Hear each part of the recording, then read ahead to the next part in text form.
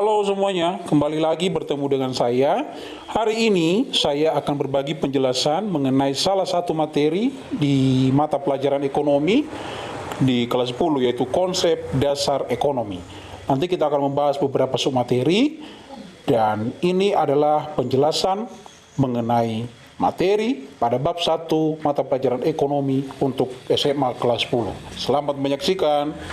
Yang pertama kita bahas adalah pengertian dan sejarah ilmu ekonomi. 1. Pengantar ilmu ekonomi.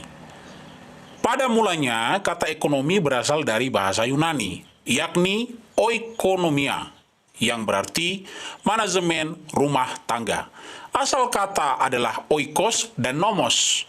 Pengertian dari dua istilah ini adalah oikos itu adalah keluarga atau rumah tangga, dan nomos itu adalah peraturan atau hukum.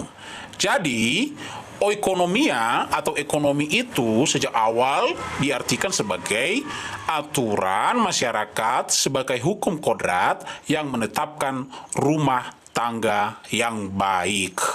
Selanjutnya, ada beberapa pengertian ekonomi menurut para ahli. Yang pertama adalah menurut Adam Smith, menyatakan bahwa ekonomi ialah penyelidikan tentang keadaan dan sebab adanya kekayaan negara. Jadi dalam pengertian ini, ekonomi dimaksudkan untuk melihat dan mengetahui bagaimana suatu negara itu memiliki kekayaan atau menempatkan penghasilan dari sumber daya alam yang dimilikinya atau dari berbagai macam cara yang dilakukan oleh negara tersebut.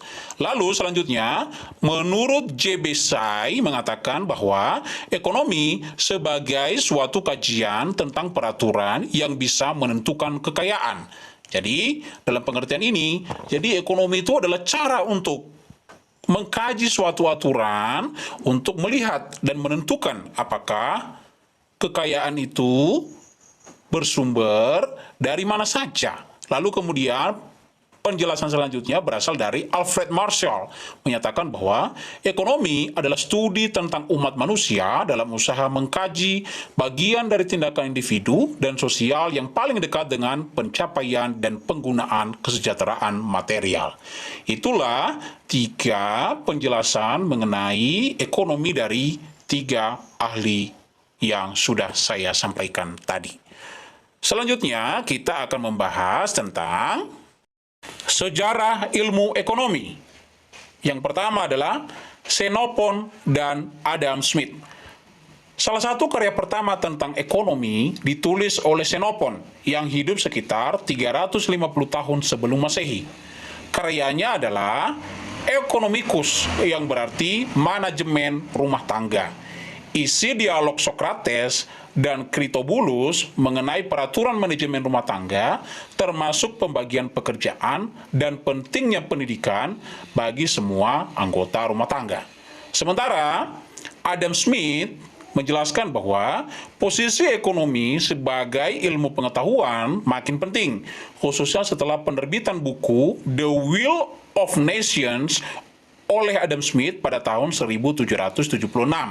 Di dalam buku ini ditulis bahwa Smith menganalisis keadaan pasar. Setelah terbitnya buku The Will of Nations, muncul berbagai pemikiran ekonomi yang mengembangkan ilmu ekonomi. Perkembangan ilmu ekonomi pun mencakup makroekonomi dan mikroekonomi, atau ekonomi besar dan ekonomi kecil. Makroekonomi melihat ekonomi secara luas, baik nasional maupun internasional. Sementara mikroekonomi melihat interaksi individu dan perusahaan dalam suatu sistem ekonomi. Selanjutnya adalah barter dan uang. Salah satu konsep penting dalam sejarah ekonomi adalah barter. Biasanya juga sering kita dengar dalam kehidupan masyarakat ini, dulu dikenal istilah transaksi itu dikenal dengan barter. Lalu apa itu barter? Barter adalah perdagangan dengan saling bertukar barang. Kalau misalnya Anda mau butuh ubi, lalu Anda punya singkong, Anda bisa menggantikan atau menukarkan barangmu itu dengan orang yang juga membutuhkan barang yang Anda punya. Praktik ini biasanya dilakukan karena manusia tidak dapat memenuhi semua kebutuhannya sendiri. Lalu, Ada beberapa syarat-syarat barter itu biar dapat terlaksana atau biar bisa terjadi kesepakatan dan transaksi. Apa saja dia? Yang pertama adalah barang yang ditukarkan ada secara fisik dan nyata. Artinya tidak boleh menjanjikan, langsung bisa dilihat dengan mata. Yang kedua, individu atau kelompok yang ingin melakukan barter harus saling memerlukan barang yang ditukarkan pada saat yang bersamaan. Artinya, tidak boleh kita menukarkan barang atau melakukan barter kalau misalnya barang tersebut tidak dikehendaki atau diinginkan oleh orang lain. Artinya, kalau tidak diinginkan berarti tidak ada orang yang mau bertransaksi dengan kita. Yang ketiga adalah barang yang ditukar harus memiliki nilai setara atau mendekati. Ini bertujuan supaya tidak ada yang dirugikan atau sama-sama diuntungkan. Lalu yang keempat, terdapat kesepakatan antara kedua belah pihak. Setelah semuanya setara, lalu fisiknya ada, lalu kemudian barangnya juga diinginkan di waktu yang bersamaan, yang terakhir adalah kesepakatan antar kedua belah pihak yang menukarkan barangnya. Selanjutnya yang kita bahas adalah uang.